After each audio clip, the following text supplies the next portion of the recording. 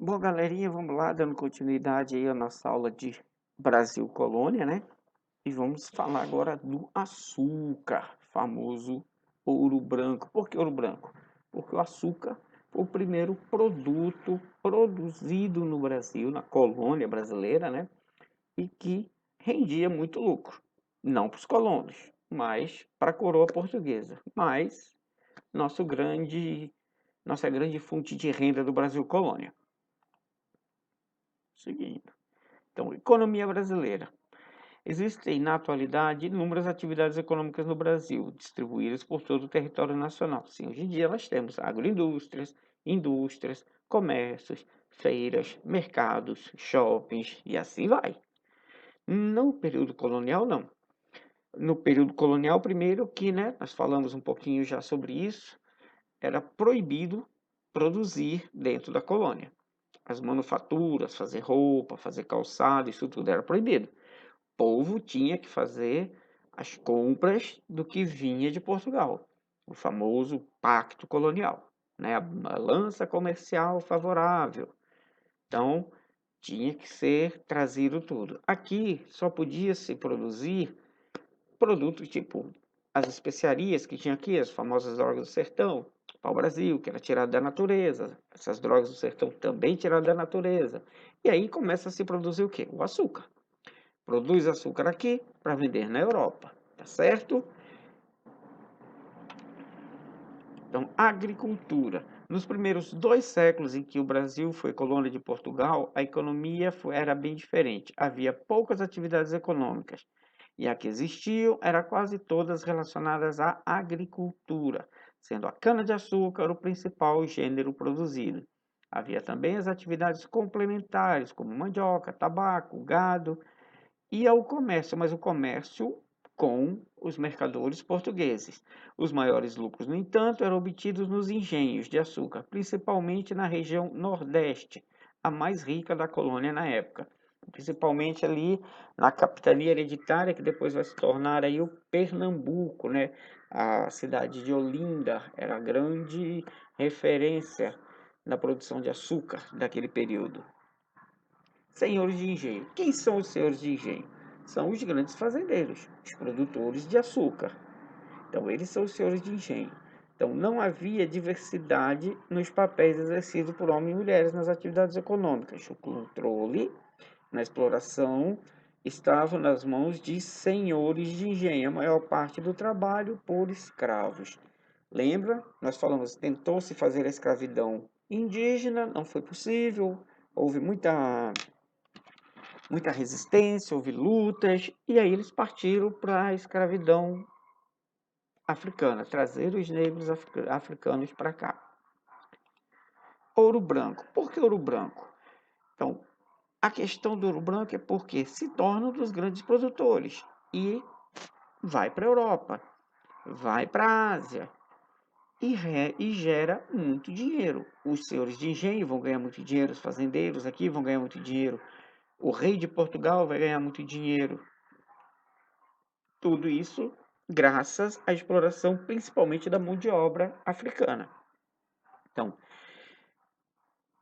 os contatos com os povos da Ásia, África e das Américas introduziram novidades na colônia europeia, em consequência nos hábitos alimentares dos europeus, costume de beber chá, café, chocolate. Então, todas essas bebidas eles vão conhecer. Depois, na Europa não havia chá, café, chocolate, a maioria dessas coisas são asiáticas. E aí eles começam a introduzir esses novos hábitos e para todos eles a necessidade de quê? Do açúcar. E quem mais produz açúcar? A colônia brasileira. Então, o Brasil começa aí.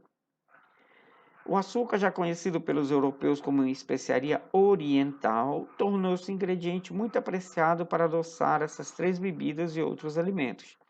O açúcar feito da cana era caro, pois a planta não se adaptou ao clima europeu. Então, a cana ela era asiática, tentam se plantar na Europa, mas não dá. O frio ela não vai. E se adaptou bem ao Brasil. Então, quando se adapta bem ao Brasil, produz-se muito aqui, muito mais aqui no Brasil do que se produzia na Europa ou em algumas regiões da África. Então, por isso que o Brasil vai ser o grande produtor, o grande exportador de açúcar. E a gente vai ver que, além do português, o holandês também vai ter uma grande participação nessa produção. Lucro. Quando os portugueses criaram seus primeiros engenhos de açúcar na Ilha da Madeira, lá no Atlântico, lá em Portugal, os lucros foram tão grandes que o açúcar ficou conhecido como ouro branco. Então, eles testam todo esse esquema primeiro na África, o estilo de escravidão, o estilo de produção, vê que dá certo. Ah, então nós temos a nossa outra colônia, nós temos o Brasil, clima parecido, bora para lá. Trouxeram a cana, trouxeram os modos de produção e trouxeram os escravos.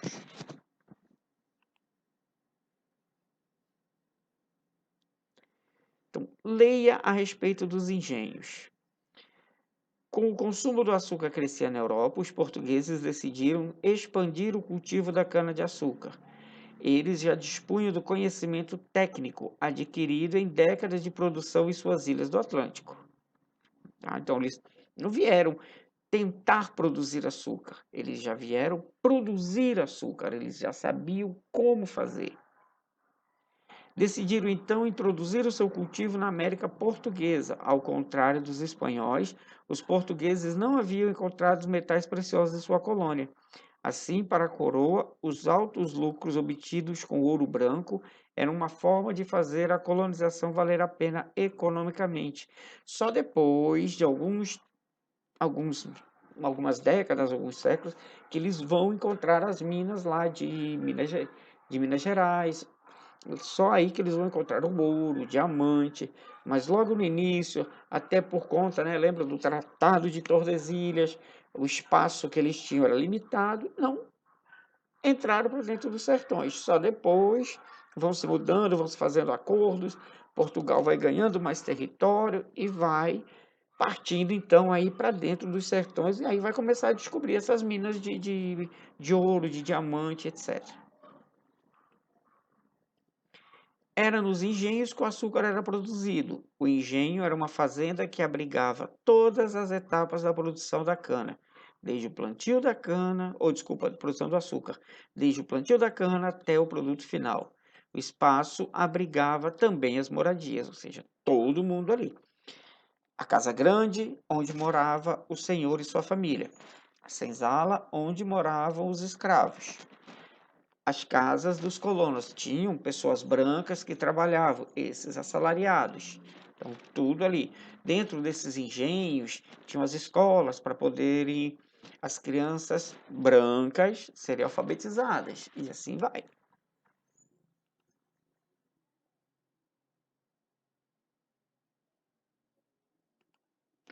O primeiro engenho foi criado na capitania de São Vicente, hoje São Paulo, em 1532. Anos depois, no entanto, o cultivo da cana e a produção de açúcar acabaram se concentrando em Pernambuco, já falamos.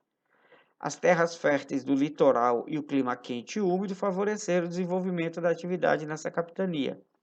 O outro motivo para a prosperidade do negócio no Nordeste brasileiro foi a localização geográfica mais próxima da Europa. O açúcar bruto produzido era enviado a Portugal, onde era vendido para os outros países europeus. Tá? Como nós falamos um pouquinho disso na aula anterior, não podia vender para outras pessoas. Então, o colono, o senhor de engenho, produzia o açúcar, mas ele só podia vender para os portugueses. O pacto colonial. Nunca se esqueçam disso. O que é o pacto colonial? A colônia só pode vender e comprar produtos da metrópole e para a metrópole, tá certo? Então, holandês, francês, inglês, qualquer outra nação que quisesse açúcar, teria que comprar em Portugal.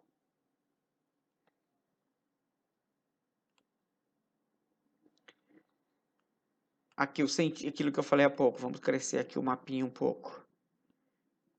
Então, aqui era o Tratado de Tordesilhas, então a área de Portugal era só essa aqui. Então, só depois de algum tempo que eles vão começar a adentrar mais para dentro dos famosos sertões.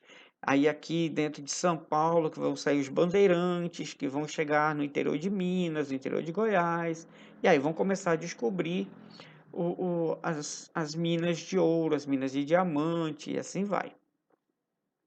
Então, São Luís, Fortaleza, Natal, ver que onde a cana-de-açúcar era produzida, Olinda, Recife. Nessa época, a mais importante era Olinda, Recife ainda não era importante, o Recife ainda era vinculada a Olinda. Ilhéus, Porto Seguro, Vitória, Campos dos Goytacazes, Rio, São Paulo, ó, todas essas áreas aqui, áreas pertencentes hoje ao estado de São Paulo, Santos, São Vicente,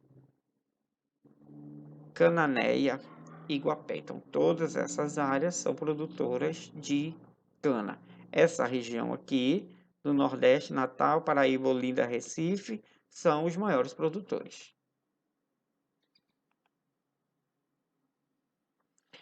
Durante o processo de colonização do território brasileiro, a produção de cana-de-açúcar passa a ser um dos maiores interesses dos portugueses. Nós já vimos aqui a questão do mapa. Então, vamos lá, vamos seguindo, depois as questões vão ser feitas em outro momento. Bora.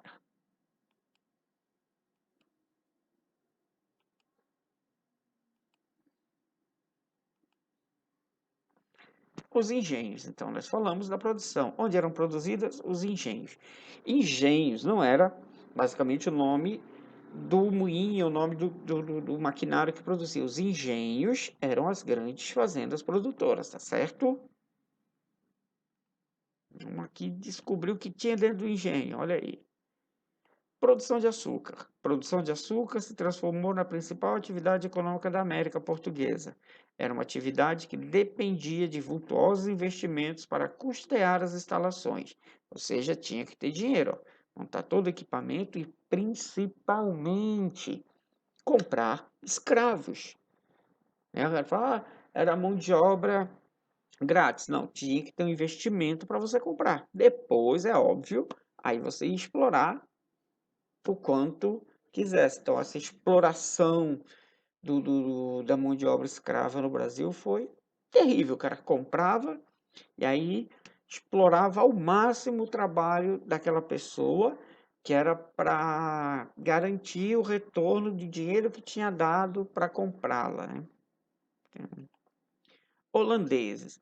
Parte desses investimentos eram financiados pelos holandeses. Então, os holandeses vão chegar até Pernambuco, vão fazer um acordo com a coroa e eles vão vir para cá investir nos engenhos. Então, eles investem, em troca, o açúcar branco era enviado a Portugal, era vendido a eles, que revendiam a outros países. Olha só como é que já começava. Então, antes, o açúcar ia para Portugal. Chegava em Portugal, todo mundo comprava dos portugueses. Aí agora com esse acordo com os holandeses, ia para Portugal, o Portugal revendia para a Holanda e a Holanda revendia para os outros países. Então já começava a ficar mais caro ainda para inglês, para francês. Então, os famosos atravessadores, né? Quando você chega, vai comprar um peixe na feira, esse peixe já foi vendido do pescador para o atravessador, do atravessador para o feirante, aí do feirante para o consumidor. O açúcar do colono para Portugal, de Portugal para o holandês, do holandês para o inglês, do inglês para o povo. Então, cada um desse aqui ia tendo o seu lucro. Esse vendia para esse, que revendia para esse, que revendia para esse, que revendia para o povo. Todos eles ganhando seu dinheiro. Senhores do engenho, a produção começava com o cultivo da cana em grandes propriedades, né? As famosas capitanias, né? Divididas em sesmarias. Nós vimos isso logo no início. O que são as moendas? As moendas são os equipamentos, né? Então, após a colheita, a cana era transportada até o engenho, onde começava o processo de transformação, com a extração do caldo nas moendas. Então, ela ia ser moída, ia sair lá o famoso caldo de cana, né? Dali para a produção do açúcar. Quando atingiu, ia para os grandes tonéis, ia ser cozido, até atingir um ponto, uma certa consistência, parecendo um mel. E aí era levado para um tanque para ser agitado e em seguida distribuído em formas. Aí ele ficava lá naquelas formas, secava e dali ia se tornar o açúcar. Quase que fazendo primeiro uma rapadura, né? Durante o resfriamento, a parte que não havia cristalizado era retirada por decantação, por meio de um orifício na parte de baixo das formas. Então, o açúcar fino subia e as impurezas desciam, e essas purezas eram retiradas.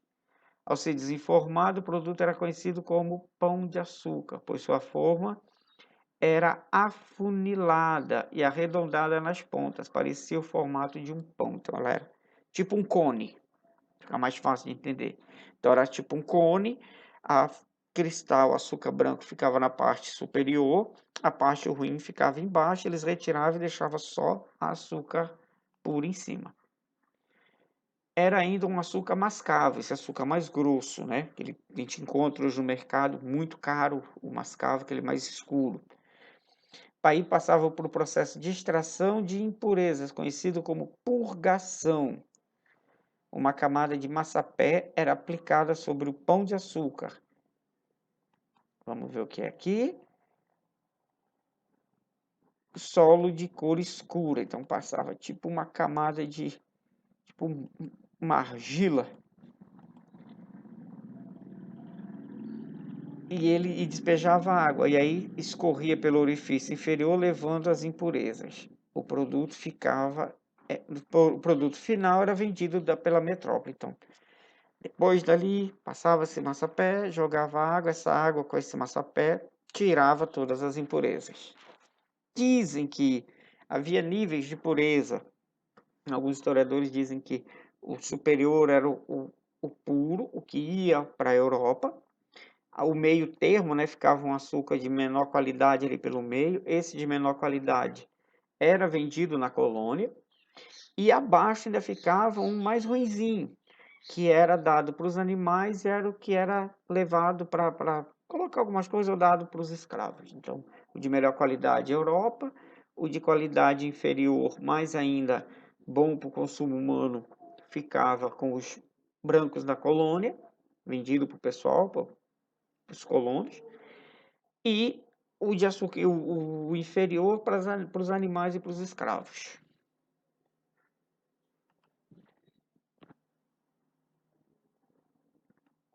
Então vamos agora às divisões do engenho. Aqui, canavial. Aqui, a famosa Casa Grande. Igreja, todas, a capela.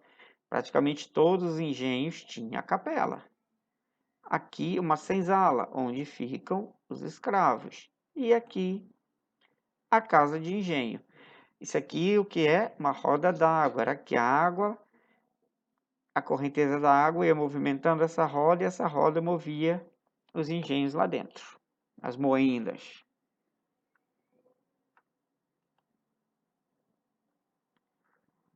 Ó, isso aqui é uma moenda. Então, um vai passando a cana, dois escravos vão girando e vai moendo cana.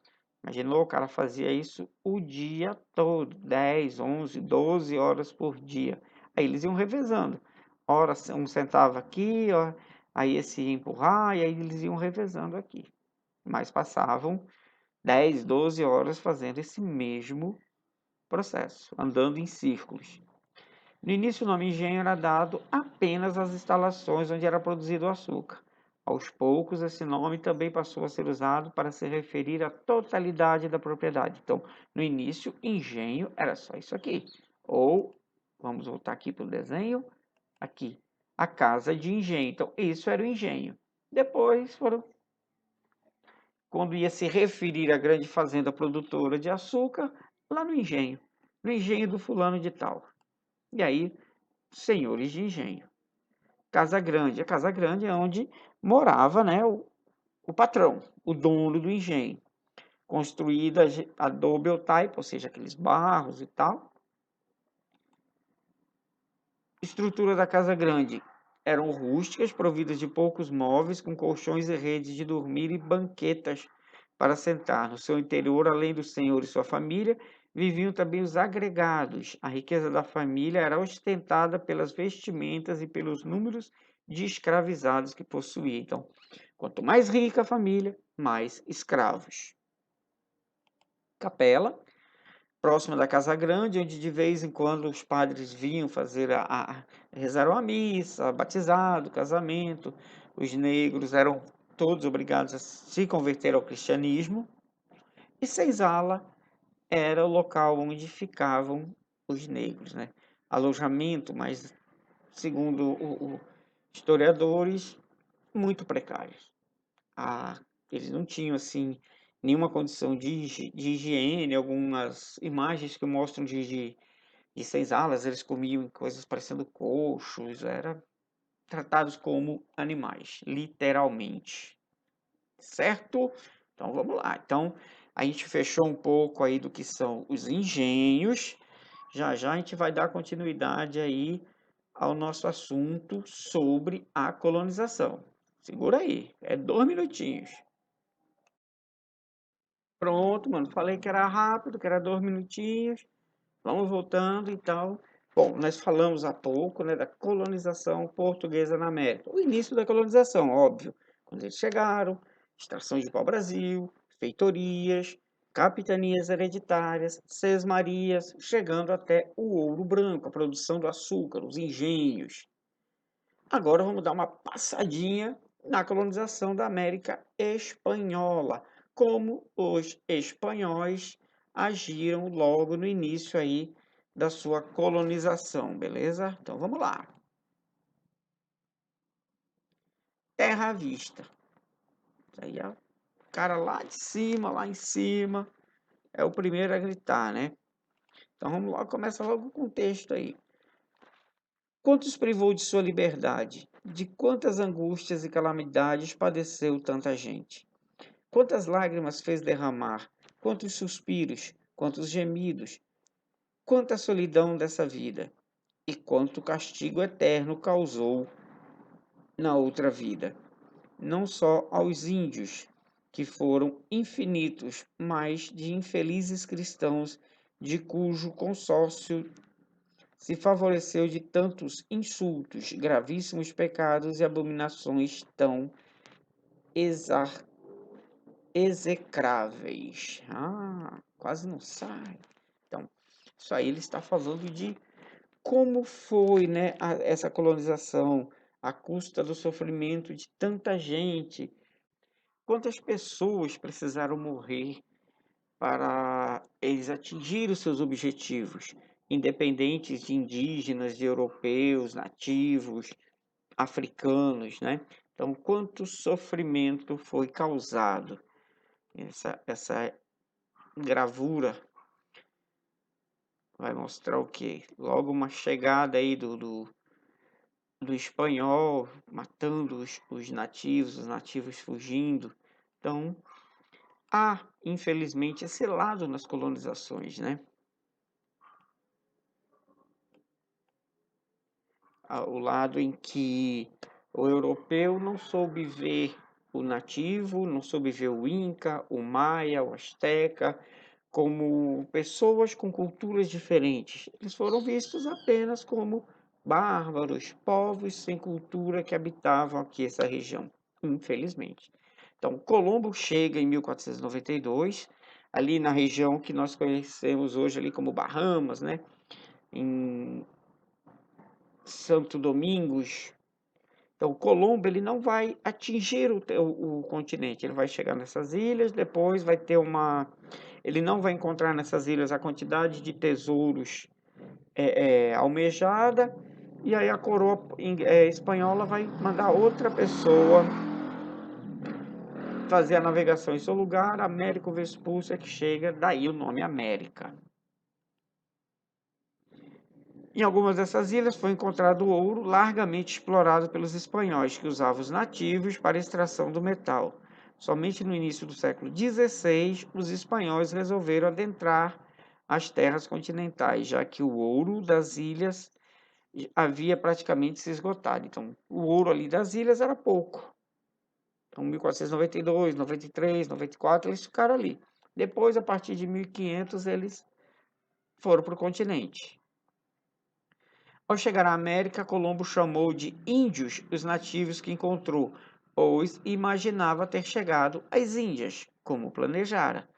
No diário em que relatou suas viagens ao continente americano, referiu-se a eles como se fizessem parte da natureza local, pois andavam nus e agiam como animais, de modo que não os reconheciam exatamente como seres humanos. Então, a primeira visão do europeu com relação ao nativo é de que não eram seres humanos, eram como se fossem animais, viviam ali, eram parte da natureza. Mas a hora que eles chegam no continente, que eles se dão de cara ali com Tecnotitlã, com as cidades astecas, com as cidades maias, que eles começam a ver a grandeza desse povo nativo, vai dar uma assustada.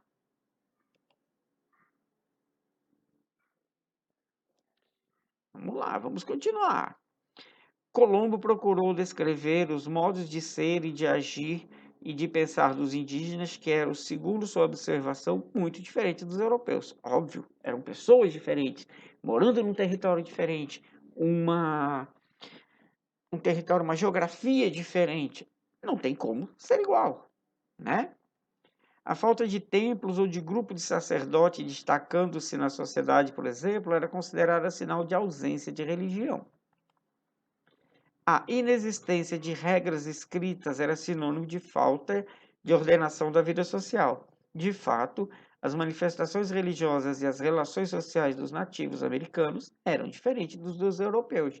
Eles não tinham nada escrito, eles iam passando de geração para geração, mas eles tinham o seu líder religioso, nas tribos até hoje tem o pajé, o xamã, seja lá como se chame, mas não foi visto assim pelo europeu, foi visto como não tem. Não entendo, não existe.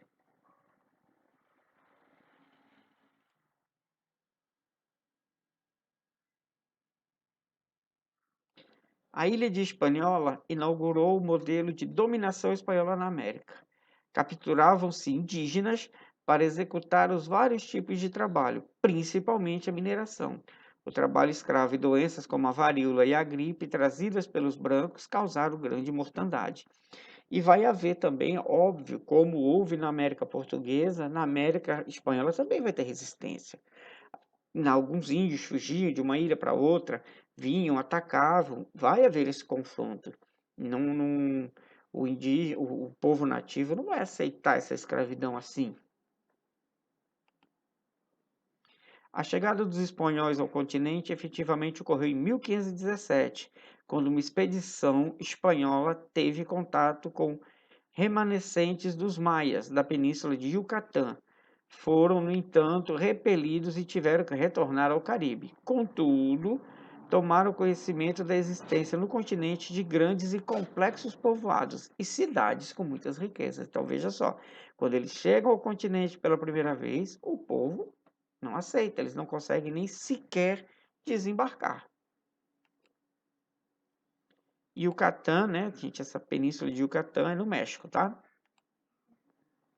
Um ano depois, uma nova expedição estabeleceu o primeiro contato com os astecas e conheceu a exuberante cidade de Tenochtitlan. Aí eles já vão se assustar. Tenochtitlan era uma cidade imensa. Alguns historiadores chegam a dizer que lá chegou a ter 200 mil pessoas, 300 mil pessoas. Toda organizada, segundo alguns historiadores, com ruas calçadas, com canais de águas por dentro da cidade, muito organizada. Dizem que muito mais organizadas que a maioria das cidades europeias, até no quesito limpeza.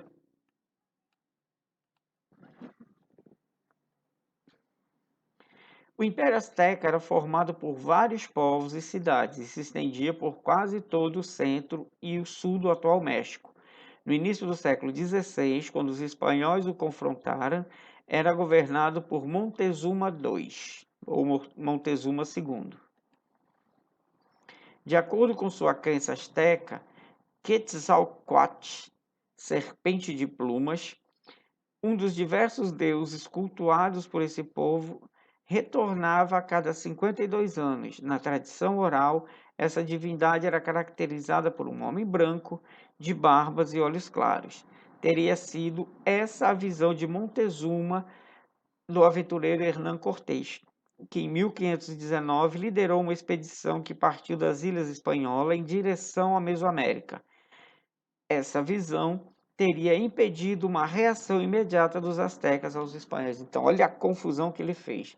Ele viu o Cortés e achou que o Cortés era o Deus voltando em cima de um cavalo. Há de se lembrar que na América não havia cavalos, então você está ali, de boa, na tua cidade, ali no seu cidadezinha asteca, aí você vê um cara branco, barbudo, em cima de um animal que você nunca viu. É um deus. E aí esse foi um dos principais erros cometidos, né, pelos astecas. Deixaram ele chegar e aí depois vai ter algum confronto e eles vão acabar dominados. Traições, normal, né? Traições entre membros da própria comunidade contra eles. Os astecas se admiraram com os espanhóis que viajavam em pesadas embarcações sobre as águas, vestiam trajes nunca vistos e receberam os visitantes com presentes, entre os quais artefatos de ouro, o que aguçou a cobiça dos espanhóis. Então, quando eles ganharam essas coisinhas de ouro, eles achavam que todo ali tinha ouro, para todo lado tem ouro. Mas não era bem assim. Eles tinham artefatos, grandes partes desses artefatos eram para cerimoniais religiosos, porque eles cultuavam muito a questão do sol, né? Então o ouro, aquele amarelo do sol. E eles vão, porque para eles aquilo ali era só um enfeite, não de presente. Aí vai se criar a lenda, ah, não, eles têm muito, por muito tempo se cultuou na Europa a questão do Eldorado, a cidade perdida de ouro no meio da Amazônia, no meio das florestas, procurou-se muito, nunca se encontrou. Tem muito ouro? Tem, nos garimpos, né? Debaixo da terra. Mas a famosa cidade mesmo não foi encontrada. Vamos lá, vamos chegar no SD2. Como eu falei, nada foi amistoso. Confronto. É óbvio.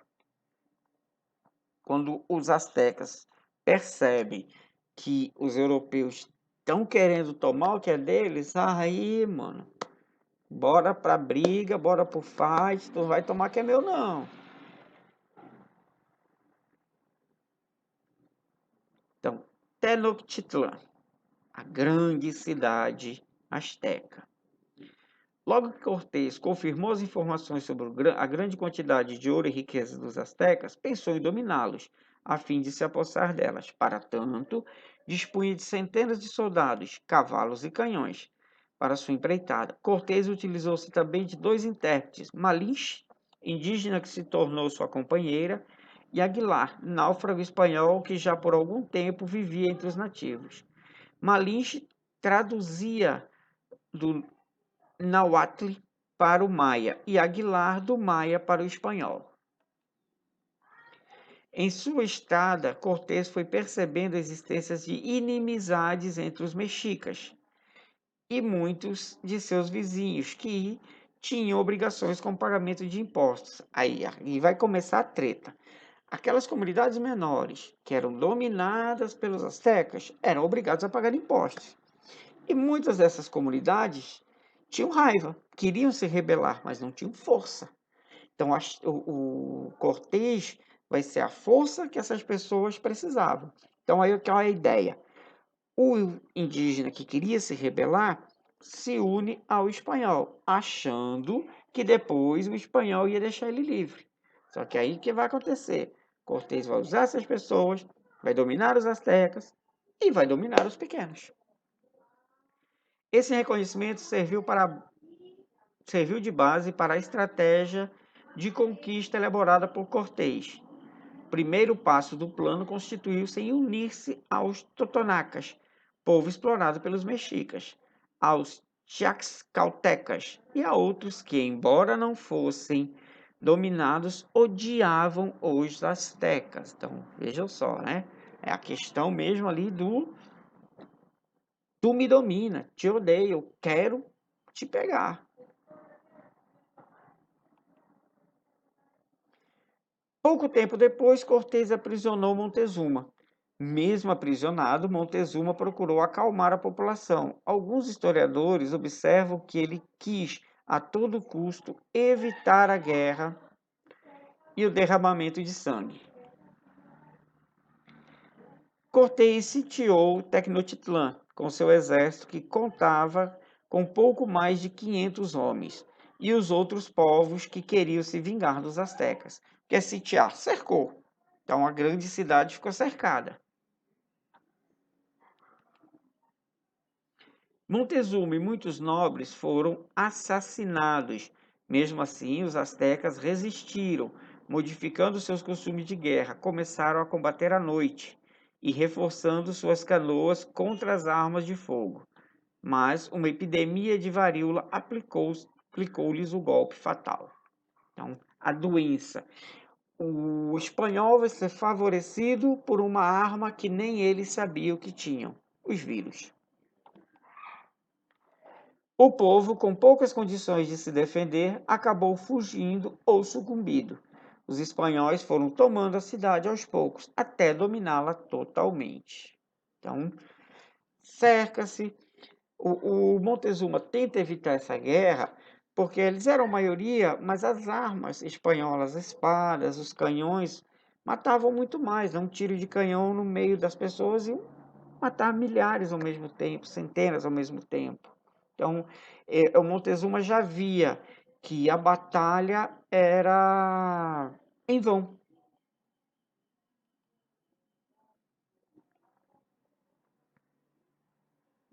Olha aqui, eu adoro essas imagens. Então, aqui seria para comparar, mas eu quero só que vocês notem as imagens. Ó.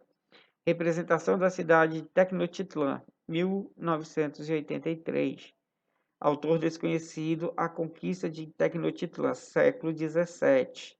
Então, são duas imagens um pouco diferentes uma da outra, né? Mas tentando demonstrar aí como era Tecnotitlã, certo?